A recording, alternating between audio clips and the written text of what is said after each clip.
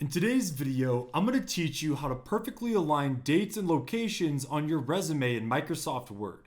If you are building or editing a resume and trying to push your employment dates or locations to the far right margin by hitting the spacebar a million times, stop right now.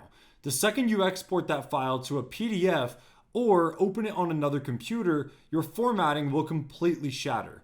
Today, I'll show you the exact professional method to hardwire seamless, pixel perfect using stop tabs. To make this work, we need a words precise measurement alignment system visible. Head up to your top right menu ribbon and click on the View tab, this one here. And then check the box next to the ruler located here. Your horizontal and vertical layout rulers will instantly appear. Now, take your mouse and look at the absolute top left corner of your workspace, right where the vertical and horizontal rulers meet. You will see a tiny square icon with an L inside it. This is your tab selector. Click that square button twice and you'll watch it change from an L to a reversed L shape.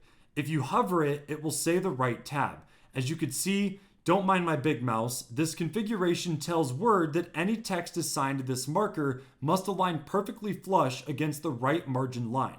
Next, look across the horizontal top ruler and locate your far right margin boundary. For a standard document, this sits exactly at the 6.5 inch marker. You can click directly on the bottom edge of the ruler at 7.5 inch line to drop your right tab marker there. And now you can place your flashing cursor on the blank line where your resume details belong. You could type out your left-aligned information first, like your job title or company name. The moment you finish typing it, press the tab key exactly once on your keyboard, and your cursor will instantly leap straight across the page to the far right edge.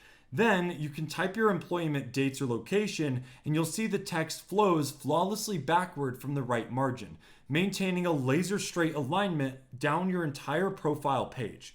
But that is pretty much it. If this video was helpful, make sure to drop a like and make sure to check out our other tutorials.